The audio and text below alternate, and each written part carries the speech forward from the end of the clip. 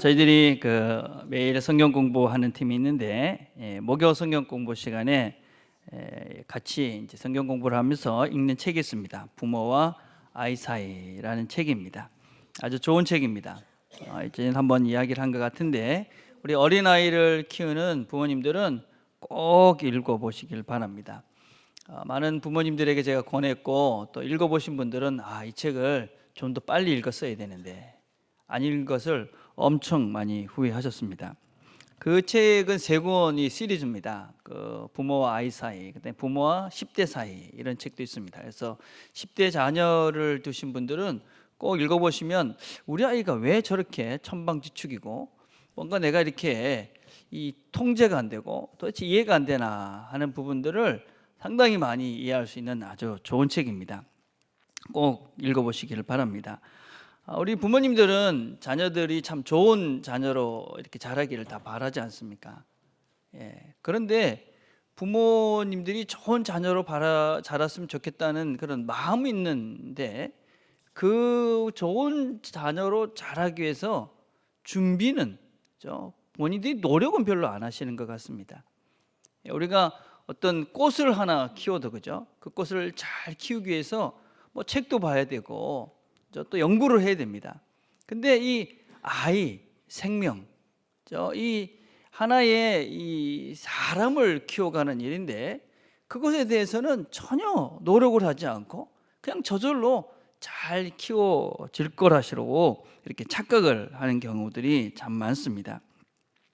특별히 그렇기 때문에 우리 부모님들이 얼마나 하는 언어들이, 말들이 자녀들에게 큰 충격을 주는지를 잘 모르는 것 같습니다. 특별히 저희 시대만 해도 예를 하나 들자면, 뭐 공부를 잘 못했다 그러면 그 사람은 곧 멍청하고 좀 바보 같은 그런 취급을 받는 그런 교육하에 저희들이 자랐습니다. 그래서 공부를 잘하면 무조건 다 똑똑한 거고, 공부를 못하면 무조건 그 아이는 좀 모자라는 그런 아이라고 생각을 하면서 우리가 그렇게 교육을 받아왔습니다. 정말 그렇습니까, 여러분? 공부를 못하고 수학을 잘하고 뭐 영어를 잘하고 국어를 잘하는 아이들은 똑똑한 아이고, 참 어떤 면에서는 괜찮은 아이고, 영어 수학을 좀 못하고 뭐 어떤 국어를 잘 못하면 그 아이는 멍청스럽고 바보스러운 아이일까요? 그렇지 않지 않습니까? 그런데 우리는 그렇게 이제 자녀들에게 상처를 준 것이지요. 여러분, 주보 앞에 보면은 이제 아이 상처를 보라 이런 것들이 있는데, 거기 이런 내용이 있습니다. 멍청하다는 평가를 반복적으로 들어온 10대 아이는 그런 평가를 사실로 받아들인다. 그런 아이는 머리를 쓰는 일을 처음부터 포기한다. 조롱받고 싶지 않기 때문이다. 그런 아이에게 경쟁은 곧 실패를 의미하기 때문이다. 이런 아이는 절대로 학교에서도 자발적으로 손을 들지 않는다. 이런 아이는 시도하지 않으면 실패하지도 않는다는 그릇된 표에 안간힘을 다해 매달리려고 한다. 우리 부모님들이 그냥 어떤 면에서 의미 없이, 어떤 면에서 그냥 한마디 던진 그것이 우리 아이들의 정체성을 그렇게 만들어버리는, 그래서 아이들의 어떤 마음 깊은 곳에 큰 상처를 주는, 그래서 그 아이가 왜곡되고 소외된 그런 자아를 만들어 가겠다 하는 것입니다. 우리 마음이라는 건, 우리 자체라는 것은 그죠? 보이는 면과 보이지 않는 면, 그렇게 있습니다. 심리학자들은 보통 우리의 이 마음의 상태를 의식 수준, 또 전의식 수준, 무의식 수준 이렇게 나눕니다. 의식 수준이라는 것은 우리가 생각하고 지각하는 그런 우리가 아는 수준을 이야기합니다. 전의식 수준이라는 것은 우리가 기억을 하는 것이죠. 또 어떤 면에서는 저장된 지식 같은 것입니다. 알긴 알지만 그게 뭔지 정확하게 잘 모르는 상태죠, 그죠? 그러나 우리에 있어서 제일 큰 영역은 뭐냐면 무의식의 세계입니다. 무의식의 세계. 그 안에 무엇이 있는지 모릅니다. 근데 그 무의식의 세계라는 것은 우리도 모르는 새에 만들어지는 것입니다. 특별히 어릴 때에, 우리가 아이들이 10대 이전에 그 시대 때에 부모님들이 던졌던 말들, 또 부모님들에게 받았던 그런 그 자신들이 받았던 그런 태도들, 그런 것들에 의해서 자신이 그렇게 만들어져 버린 것입니다. 그래서 그 안에는 상처들이 있는 것입니다. 그 안에는 공포가 있는 것입니다. 그 안에는 두려움이 있는 것입니다. 물론 긍정적인 것들이 있습니다. 소망도 있고 믿음도 있고 사랑도 있습니다. 그러나 우리가 부모님들이 무의식적으로 던졌던 그런 아이들에게 잘못된 그런 언어들은 이 아이의 마음 깊은 곳에 그것이 상처로 돼 남아 있어서 어느 순간 자기도 모르는 사이에 그것이 튀어나오는 것입니다. 그래서 어떤 때는 왠지 모르게 그냥 화가 나버리는 것입니다. 왠지 모르게 어떤 때는 짜증이 나는 것입니다. 어떤 때는 그냥 슬픈 것입니다. 물론 어떤 때는 그냥 기쁜 것입니다. 행복한 것입니다. 이런 모든 것들이 이 아이의 자아를 어릴 때 듣고 자기에게 대하는 태도, 이런 것들을 통해서 만들어지는 것입니다. 그렇죠? 그래서 우리는 우리 자신들 보이는 그거 말고 보이지 않는 그 영역이 훨씬 더 중요하고 또 훨씬 더 큰데 그것에 대한 생각들을 별로 하지 않는다 하는 것입니다.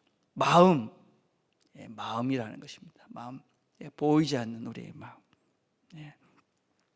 성경은 이렇게 말합니다. 복되도다 마음이 청결한 자는. 자, 마음이 무엇입니까? 마음 영어로 heart죠, 그렇죠? heart. 이 헬러 말로는 카디아라는 말입니다. 카디악 서전 그러면 심장병 전문의 뭐 그렇지 않습니까, 그죠? 이 카디악이 뭡니까? 그러면 마음이 아프다, 그렇죠, 그죠? 마음이 심장이 아프다, 그래 얘기하죠, 그죠? 심장이 아픈 겁니다. 마음이 아프다, 콩팥이 아프다 이러진 않죠, 그죠? 우리가 그죠? 마음이 아프다, 이 심장이 아프다, 이 심장 그 뭡니까? inner person, 나의 내적인 내면의 나를 가르칩니다, 그죠?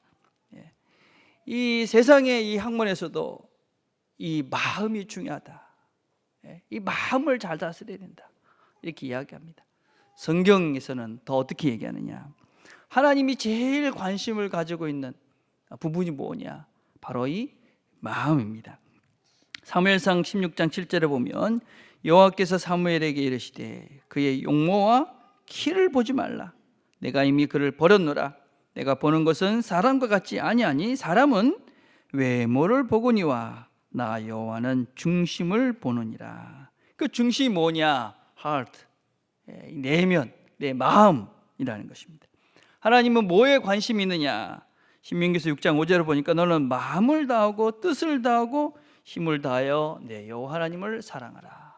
또 예수님도 뭐라고 말씀하셨습니까? 내 마음을 다하고 목숨을 다하고 뜻을 다해서 너의 하나님을 사랑하라. 마음을 다해라. 왜 이 마음이 그렇게 중요합니까? 잠언 4장 23절 이렇게 말합니다. 모든 지킬 만한 것 중에 더욱 내 마음을 지켜라. 생명의 근원이 이에서 남이니라. 우리의 진정한 자아, 진정한 존재, 그 어디서부터 시작되는 것이냐? 우리의 내면, 마음에서부터 시작이 되는 것이다 하는 것입니다.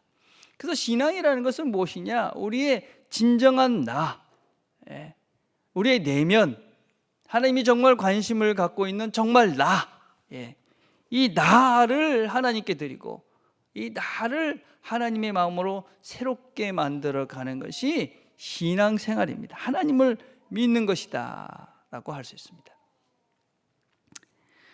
누가복음 18장에 보면 주님께서 이 기도하러 올라간 두 사람의 이야기를 하고 계십니다. 바리새인과 세인입니다. 바리새인이 이렇게 기도합니다. 서서 기도하여 이르되 하나님이여 나는 다른 사람들 곧 토색, 불의, 간음을 하는 자들과 같지 아니하고 이 세리와도 같지 아니함을 감사하나이다. 여러분 생각을 해보십시다. 우리가 기도하러 갔는데, 기도하러 하나님 앞에 갔는데 뭐라고 기도하냐면 하나님 저 나쁜 놈보다 나는 괜찮습니다. 저런 인간같이 안 살게 돼서 정말 내가 감사합니다. 왜 그렇게 기도할 수 있었을까요? 아니 어떻게 기도하러 가가지고 저 나쁜 놈 저놈보다 나는 괜찮지요? 뭐 이렇게 기도할 수 있었을까요? 왜냐하면 그 당시의 사람들은 신앙생활이라는 것이 외적인 행동이라고 생각을 한 것입니다. 외적 행동. 그래서 그 사람들은 기도할 때 어디서 했느냐? 길거리에서 한 것입니다. 길거리에서. 예. 금식을 하면 머리를 풀고 사람들이 다 알아볼 수 있도록 한 것입니다. 예. 그다음에 예배는 예루살렘에 가서 다 보도록 했습니다. 자, 근데 주님은 뭐라고 얘기하십니까? 기도할 때 골방으로 가라, 그렇게 이야기합니다. 그렇죠? 구제할 때 어떻게 하라 합니까? 오른손이 하는 것을 왼손이 모르게 하라, 그렇게 이야기합니다. 어떻게 예배를 드리라고 그럽니까? 신령과 진정으로 예배를 드려라, 그렇게 이야기합니다. 보이는 것이 아니라 보이지 않게 하나님을 예배하라. 바리새인들의 관심은 늘 외적인 것이었습니다. 왜 너희들은 손을 씻지 않고 밥 먹느냐? 왜 죄인들과 밥을 같이 먹느냐? 왜 안식일에 일을 하느냐? 왜 금식하지 않느냐? 왜 포도주를 마시느냐? 주님은 그런 것에 관심이 있지 않았습니다. 그런데 주님은 이런 사람들에게 뭐라고 말씀하십니까? 마태복음 23장 25절에 보니까 화 있을진저 외식하는 서기관들과 바리새인들이여, 장과 대접의 것은 깨끗하되 그 안에는 탐욕과 방탕으로 가득하는도다. 눈먼 바리새인이여, 너는 먼저 안을 깨끗이 하라. 그리하면 겉도 깨끗하리라. 자, 그렇게 외형적으로 다 이렇게 구제하고 기도하고 예배 드리는 그 사람들을 가리켜서 외식하는 바리새인들, 그 속에는 탐욕과 방탕이 가득하다. 예. 우리의 가장 큰 문제는 무엇입니까? 욕심입니다. 방탕함이죠. 욕심. 예. 그냥 더 가지려 하고, 그죠? 더 높아지려는 것.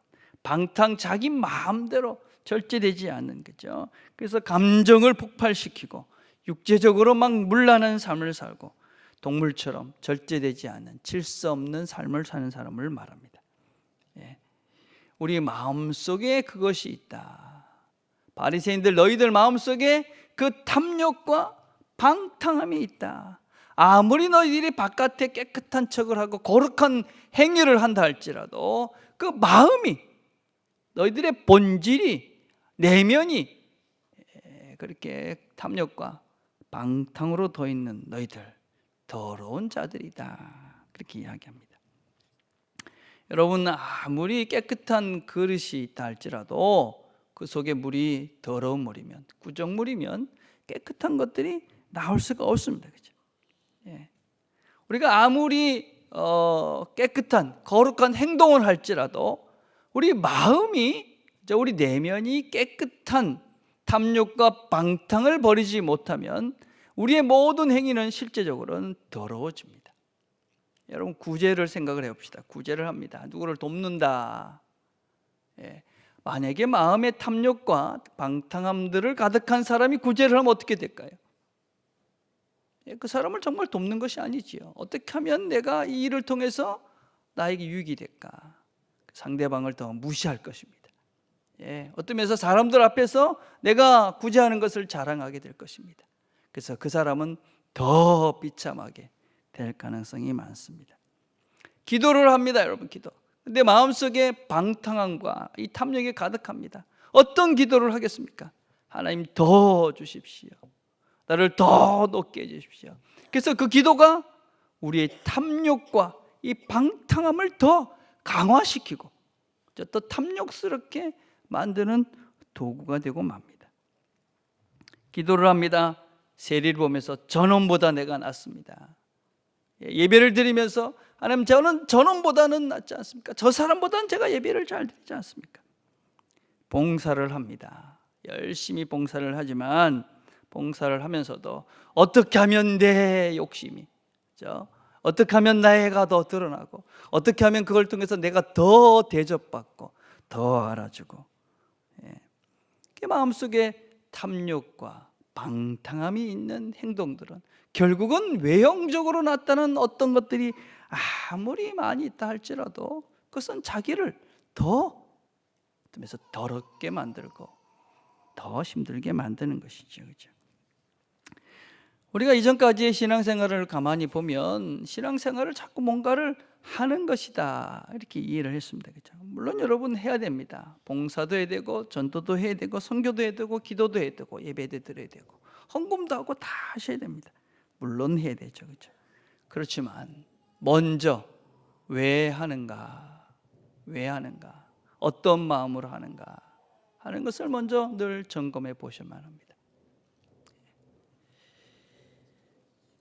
우리가 참 안타까운 것이 무엇이냐면, 신앙생활을 오래 했는데도 불구하고 많은 사람들이 그냥 이 탐욕과 방탕함을 버리지 못하고 어떤 종교적인 그런 행위로서 신앙생활을 계속 이어오는 사람들이 많습니다.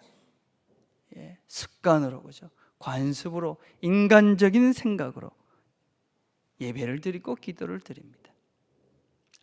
아무리 오랫동안 신앙생활을 해도 내 내면이 바뀌지 않고 사람이 바뀌지 않습니다.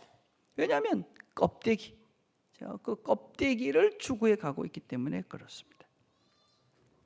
로마서 12장 2절은 이렇게 말합니다. 너희는 이 세대를 본받지 말고 오직 마음을 새롭게 함으로 변화를 받아 하나님의 선하시고 기뻐하시고 온전하신 뜻이 무엇인지 분별하도록 하라. 이 세대는 더 높아지라고 그럽니다. 더 많이 가져야 된다고 이야기합니다. 더 너 자신을 드러내야 된다고, 자기 포장을 해야 되고 자기 과장을 해야 되고, 그래서 사람들 앞에서 너를 자꾸만 이렇게 들춰내야 된다고 이야기합니다. 자기 PR의 시대입니다. 하나를 했으면 10개를 했다라고 떠들어대야만 되는 시대입니다. 내가 하나밖에 할 수 없는데도 10개를 할 수 있다라고 그렇게 자기를 과장해야만 하는 시대입니다. 그것이 아니다. 마음을 새롭게 하라. 하나님의 선하시고 기뻐하시고 온전한 뜻을 깨달아라 하는 것입니다. 우리의 마음을 새롭게 하셔야 합니다. 마음을, 우리 속에 있는 탐욕, 방탕의 마음들을 제거해 가시는 것이 먼저 우리가 하나님을 올바로 알아갈 수 있는 시작이 되어집니다. 자, 그럼 깨끗한 것은 무엇입니까? 깨끗하다는 말은 이 카타로스라는 말입니다. 카타로스.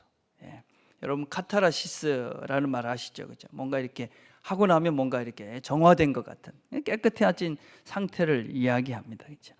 이 말은 여러 가지 복잡한 말이 있지만 아주 단순한 말입니다. 순수한 것입니다. 하나를 이야기합니다. 하나. 뭔가가 이렇게 가미되지 않은, 섞이지 않은 상태를 이야기합니다. 그래서 동기와 생각과 행동이 똑같은 것입니다. 동기, 어떤 분들은 어떤 행동을 하면서 밖과 겉이 다르죠. 동기는 다른 것입니다. 어떤 생각을 하면서도 그 동기는 엉뚱한 것입니다. 이 동기와 생각과 행동이 다 다른 것, 순수하지 않은 것입니다. 그런데 성경에서 이야기하는 깨끗하다 하는 것은 바로 이 생각과 동기와 행동이 다 똑같은 하나로 되어지는 이것을 순수하다 이야기합니다. 자, 이런 순수한 불순물이 들어가지 않은 청결한 상태, 성경에서는 4가지 경우를 이야기합니다. 첫째는 하나님이십니다. 하나님은 아주 깨끗한, 아무것도 섞이지 않은 순수하신 분입니다. 그래서 우리가 하나님을 잘 보면 우리가 깨끗한 것이 무엇이다 라는 것을 배워갈 수가 있습니다. 두 번째는 무엇이냐? 하나님 만드신 이 자연입니다. 세상. 세상을 또 잘 보면 이 세상이 깨끗하지 않습니까? 아름답습니다. 그 속에서도 우리는 이 세상 깨끗함, 원래 하나님 만드신 그 세상의 깨끗함들을 발견할 수 있습니다. 자, 이 세 번째부터 중요합니다. 세 번째는 신분적 정결이다 할 수 있습니다. 우리가 하나님께서 우리를 깨끗하다 해주신 것입니다. 예수님께서 우리를 깨끗하다 말씀하셔서 우리가 깨끗한 상태를 말합니다. 히브리서 9장 14절 이렇게 말합니다. 하물며 영원하신 성령으로 말미암아 흠없는 자기를 하나님께 드린 그리스도의 피가 어찌 너희 양심을 죽은 행실에서 깨끗하게 하고 살아계신 하나님을 섬기게 하지 못하겠느냐. 그가 빛 가운데 계신 것 같이 우리도 빛 가운데 행하면 우리가 서로 사귐이 있고 그 아들 예수의 피가 우리를 모든 죄에서 깨끗하게 하실 것이요. 정가된 정결 이렇게 표현도 하고, 우리가 신분적 정결이다. 예수 그리스도의 피로 우리의 모든 죄가 깨끗하게 된, 믿음으로 정결케 된 자들을 이야기합니다. 우리는 예수님의 피로 다 정결케 됐다 하는 것을 믿는 자들입니다. 자, 그런데 거기서 우리의 정결이 끝나서는 안 됩니다. 더 중요한 정결이 있습니다. 무엇입니까? 실제적 정결이다 하는 것입니다. 이제 내가 예수 그리스도께서 나를 죄에서 깨끗게 해주셨기 때문에 하나님이 나를 신분적으로 깨끗하게 해주셨다, 그리고 내가 깨끗한 존재가 되어야 된다라는 것을 알기 때문에 내가 깨끗한 존재가 되기 위한 실제적 삶을 사는 것을 말합니다. 이 실제적 정결입니다. 고린도서 7장 1절에 그렇게 말합니다. 그런즉 사랑하는 자들아, 이 약속을 가진 우리는 하나님을 두려워하는 가운데서 거룩함을 온전히 이루어 육과 영의 온갖 더러운 곳에서 자신을 깨끗하게 하자. 마음으로 우리를 영접하라. 마음이 깨끗한 자, 예수님께서, 하나님께서 우리를 깨끗하게 해주셨다는 것을 내가 깨닫고 내가 누군지를 깨끗해야 되는 존재라는 것을 알기 때문에 이 세상에서 더러운 것들을 깨끗하게 만들어가는 자, 이게 우리입니다. 예수를 믿으면서도 나는 깨끗하게 살아가야 되겠다, 정결하게 살아야 되겠다, 주님께서 나를 깨끗하게 해주셨으니까 나는 당연히 깨끗한 존재의 그런 삶을 살아야 되겠다. 만약 그것이 없으면 이분은 깨끗한 존재가 아닙니다. 그는 정말 예수 그리스도의 피의 능력을 믿는 자가 아닙니다. 우리는 그 말씀을 마음으로, 그 약속을 내가 받은 것입니다. 약속을 받고, 그래서 그 약속을 받았기 때문에, 깨끗한 자로서의 약속을 받았기 때문에 나는 깨끗한 자의 삶을 삽니다. 이게 실제적 정결의 삶입니다. 우리가 요새 이제 성경 공부를 제가 이렇게 합니다. 여러분들이 하고 있습니다. 성경 공부를 하는데 많은 분들이 참 시간이 많이 걸립니다, 그렇게 이야기합니다. 뭐 질문도 어렵다, 제가 그 문법이 부족해서 그런 것들도 있습니다. 오타가 있고 그래서 좀 이렇게 힘듭니다. 그렇지만 성경 공부가 힘들다. 공부가 힘들면 어떻게 해야 되겠습니까? 시간을 많이 들여야 되겠죠, 그렇죠? 제가 그 문제를 만드는데 한 2장씩 저희들이 공부해 가고 있죠. 2장씩. 제가 그 문제를 만드는데 2-3시간 넘게 걸립니다. 그럼 여러분들은 그 답을 다는데 한 10시간은 걸려야 됩니다. 근데 그렇게 안 한다. 그거 대충 하는 겁니다. 그건 대충 하는 거죠. 아니 10시간이나 하라니요. 안 하면 뭐 할 겁니까? 안 하시면 뭐 할래요, 여러분들? 안 하시면 뭐 합니까, 여러분? 안 하면 쓸데없는 근심 걱정하고, 그죠? 어떻게 잔머리나 쓰는 생각이나 하고 텔레비나 보고 뭐 하실 겁니까 도대체? 여러분, 뭐가 은혜인지 아십니까, 여러분? 뭐가 은혜입니까, 여러분? 내가 하나님 말씀을, 이게 하나님께서 이 말씀을 왜 주셨지?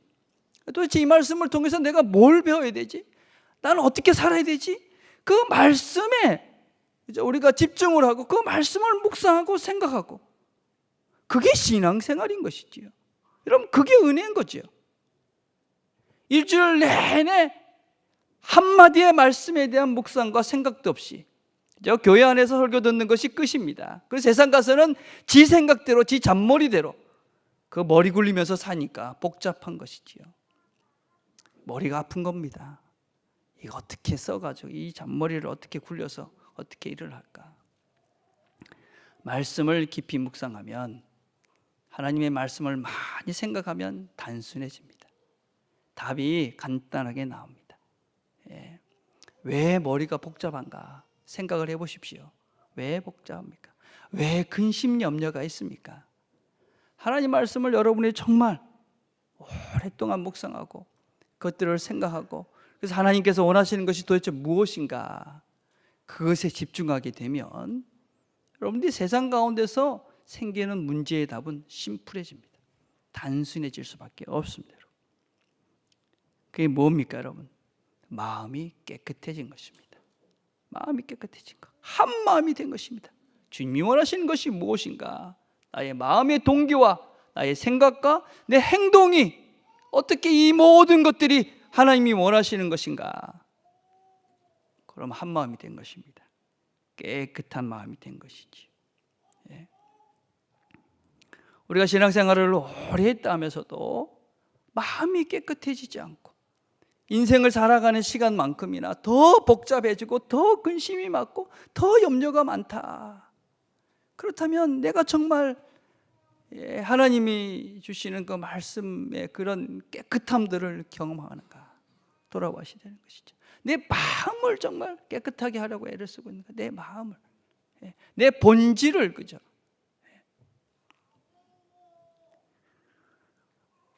하나가 돼서 마음을 깨끗하게 하면, 하나님 말씀으로 내 마음이 깨끗해지면 단순해집니다.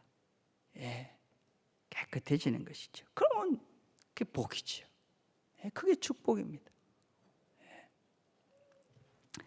자, 그런 축복뿐만 아닙니다. 우리 마음이 단순해지면 그것이 축복이죠. 또 하나님은 이 마음이 청결한 자는 하나님을 볼 것이다 라고 말씀하십니다. 하나님을 본다. 마음이 단순해지면, 그죠? 마음이 깨끗해지면, 마음이 하나로 되어지면 하나님을 봅니다. 하나님을 본다. 시편에서는 비슷한 말씀을 합니다. 시편 24편 3절과 4절을 보면 누가 여호와의 산에 오르겠습니까? 누가 그 거룩한 곳에 서겠습니까? 깨끗한 손과 순결한 마음을 가진 사람, 곧 마음에 헛된 생각을 품지 않으며 거짓으로 맹세하지 않는 사람입니다. 마음이 청결한 자, 마음이 순결한 사람, 헛된 생각을 품지 않고 거짓된 그런 삶을 살지 않는 그 사람, 그 사람이 하나님의 거룩한 산에, 그래서 하나님을 볼 수 있다 하는 것입니다. 여러분, 우리가 보기는 봐도 다 보는 것도 아니고 들은 것이 다 듣는 것이 아니죠, 그렇죠? 여러분 지금 무슨 소리가 들리십니까? 조용하게 좋다, 그죠? 애기 소리가 들려야지 뭔가 하늘 소리가 나오는데, 우리는 여러 소리가 들리는데 내가 듣고 싶은 걸 듣지요. 애기 소리가 들릴 수도 있고, 그죠? 어떤 때는 뭐 음향이 민감한 친구들은 잡음 소리가 나는데 잡음 소리가 들릴 수도 있습니다, 그죠? 보는 것도 마찬가지입니다. 무엇이 보이십니까? 뭐 제 얼굴도 보이죠, 그죠? 어떤 분은 제 넥타이가 보일 것이고, 그죠? 목사님 옷이 좀 세련돼 보이네, 뭐 이러실 수도 있고, 그죠? 뭐 뒤에 있는 뭐 화분이 보이실 수도 있고, 안 보이는 게 보이네. 아마 화분 있는 것도 오늘 처음 보신 분도 있을 거예요, 그죠? 보이는 것이 보는 것이 다 아니죠. 여러분 또 뭐가 보이십니까? 참 교회가 따뜻하네, 이것이 보이시죠? 뭐 사랑이 보일 수 있습니다. 어떤 분은 냉랭하네, 냉랭한 것이 보일 수가 있습니다, 그렇죠?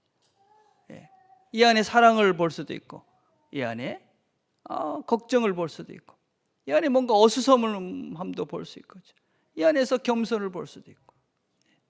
우리가 눈에 보이는 것이 다 보는 것이 아니고, 또 안 보인다고 없는 것도 아닌 것이죠, 그렇죠? 하나님이 보인다. 마음이 청결한 자는 하나님을 본다 하는 것입니다. 근데 하나님이 왜 안 보일까요? 하나님 왜 안 보일까요, 여러분? 더러우니까 안 보이는 것이죠. 더러우니까. 뉴질랜드 너무 감사하죠. 많은 것이 감사합니다, 그렇죠? 깨끗한 공기가 우리 눈에 보일 때까지 보이잖아요. 한국 가면 안 보이시죠, 그렇죠? 안 보이시죠? 한국 뭐 눈에 보이는 것도 그렇지만 작금의 현실을 보면 참 미래도 하나도 안 보입니다. 참 답답하고 안타깝죠, 그렇죠? 그 작금의 시대를 보면서 옛날에 이 박 대통령을 지지했던 큰 교회 목사님들 뭐라고 이야기할까 참 궁금합니다. 욕심에, 탐욕에 눈이 어두워져서 분별력들을 상실한 것입니다. 하나님이 안 보인 것입니다. 하나님이 안 보이신 것입니다. 여러분, 우리가 관계들 속에서, 그죠? 우리의 삶의 현장들 속에서 하나님이 안 보인다. 서로를 바라보면서 그 속에 하나님이 안 보인다. 우리가 어떤 문제들 속에서 하나님이 안 보인다. 그러면 내가 더러워진 것이지요. 내가 더러워진 것입니다. 어떻게 우리가 정결한 마음을 가질 수가 있습니까? 애통하는 것입니다. 애통하는 것. 자, 우리가 애통하는 자가 청결한 복을 동시에 누릴 수가 있습니다. 죄에 대해서 아파하는 것입니다. 죄를 아파야만 합니다, 여러분. 여러분, 죄를 지으면 여러분 어떻습니까? 아프십니까? 아프셔야 합니다, 여러분. 내가 누구를 미워하면, 그렇죠? 그것이 정말 아픈 것입니다. 내가 거짓말을 하고 나면 그것이 너무 아픈 것입니다. 그렇죠? 누구를 힘들게 하고 있으면 그것이 너무 아픈 겁니다. 내가 욕심을 내고 있으면 그것이 너무나 안타깝고 내가 너무나 아픈 것입니다. 그렇죠? 여러분, 죄를 지어도 안 아프다. 큰 병에 걸린 것입니다. 제일 큰 병이 뭡니까, 여러분? 고통을 못 느끼는 것이 가장 큰 병입니다. 영적 문둥병이 뭐냐? 죄를 짓고도 안 아픈 겁니다, 여러분. 한국 교회가 참 잘못 가르친 것들이 참 많습니다. 그 중에 하나가 뭐냐?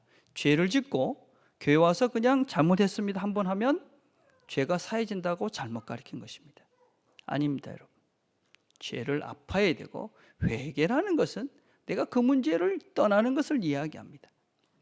자백하고 고백하고 철저하게 아픔을 겪어야만 합니다. 아프지 않고, 그러니 변화되지 않습니다. 아파야, 고통스러워야, 이걸 고쳐야 되겠구나. 환자라는 것을, 내가 어디 아프다는 것을 제대로 알고 고통을 느껴야지만이 우리는 그것을 고쳐갈 수가 있습니다. 죄를 지었는데, 죄를 짓고도 있는데 아프지 않다. 큰 병에 걸립니다. 큰 병에 걸린 것입니다. 안 아프니까 하나님을 찾지도 않습니다. 우리는 죄로 인해서 아픕니다. 근데 그 아픔을 내가 해결할 수 없다는 것을 잘 알고 있습니다. 잠언 20장 9절에 이렇게 말합니다. 내가 내 마음을 정하게 하였다. 내 죄를 깨끗하게 하였다 할 자가 누구냐? 우리는 우리 자신들의 죄를 스스로 깨끗하게 할 수 없다는 것을 너무나 잘 압니다. 죄를 아파합니다. 고통스럽습니다. 근데 나는 내 스스로가 어떻게 할 수가 없습니다. 그래서 하나님 앞으로 나가는 것입니다. 하나님 앞에 나가는 것이지. 하나님 앞에 나가니 하나님이 보이는 것이지. 그러면 내가 또 더러운 내가 또 보이는 것입니다. 내 죄가 더 선명해집니다. 그래서 더 하나님께 나아가는 것입니다. 그렇죠? 여러분, 이 죄와 이 하나님과 우리의 신앙이라는 것은 참 역설입니다. 죄가 있습니다. 죄는 하나님을 가로막습니다.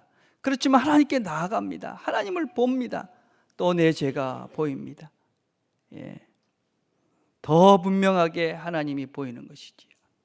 그 죄가 자꾸만 없어지고 하나님은 점점 분명해 보이고. 그래서 어느 순간에는 우리의 삶의 모든 영역 속에서 그 하나님이 보이는 것입니다. 사건들 속에서도 하나님이 보이고, 관계들 속에서도 하나님이 보이고, 어떤 문제들 속에서도 하나님이 보이는 것입니다. 그렇죠? 우리가 하나님을 본다는 것은 단지 이 기도 시간에, 그렇죠? 예배 시간에, 교회당 안에서 하나님을 보는 것이 아닙니다, 여러분.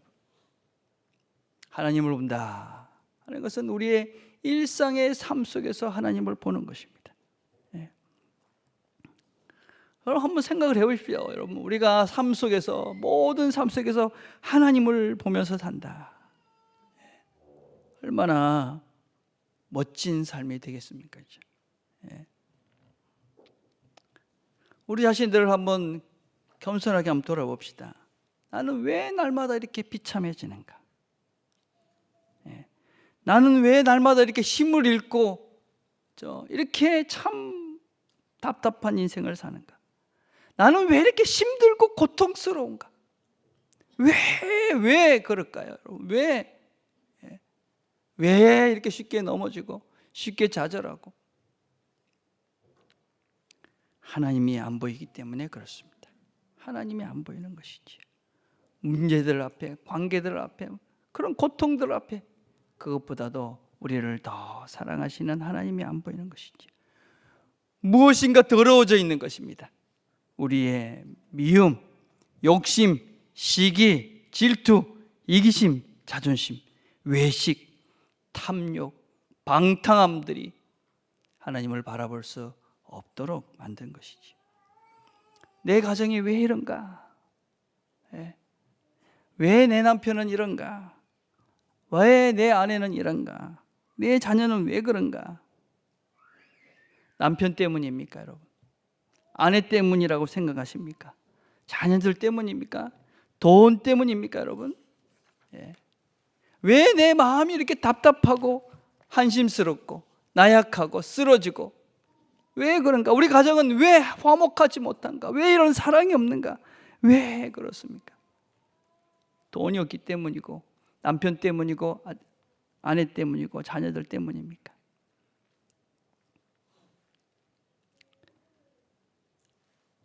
성경 공부를 하면서 우리 집사님이 이런 얘기를 했어요. 왜 우리는 남을 미워하는가? 그런 얘기를 하니까 집사님 이렇게 대답했어요. 그렇죠? 누가 믿고 힘들고 싫고 그럴 때 가만히 보면 내 마음에 문제가 있는 것 같다. 아무렇지도 않을 때 가보면 똑같은 환경인데 내 마음이 괜찮을 것 같다. 다른 표현을 하면 내 마음에 하나님이 있으면, 내 마음에 하나님을 볼 수 있게 되면, 그러면 우리가 평안해지는 것이지, 문제가 문제로 보이지 않게 되는 것이죠. 제가 그 집사님께 이제 큰 깨달음을 얻기 때문에 산을 내려가도 되겠다 그랬습니다. 여러분, 문제는 무엇입니까? 여러분이 하나님을 믿습니까? 그렇다면 우리의 문제는 다른 것이 아닙니다. 하나님을 보지 못하기 때문에 그렇습니다. 내 마음이 더러워져 있기 때문에 그렇습니다. 아픈데도 아픔을 모르고 하나님께 나아가고 있지 않기 때문에 그렇습니다. 환자인 것을 모르고 있기 때문에 그렇습니다. 내 속에 탐욕과 방탕함이 있는 것을 모르고 있기 때문에 그렇습니다. 우리 속에 있는 탐욕과 방탕을 볼 수 있게 되길 바랍니다. 그것들을 하나님 앞에 나가 깨끗함을 받게 되길 바랍니다. 하나님이 보이실 것입니다. 기도하겠습니다.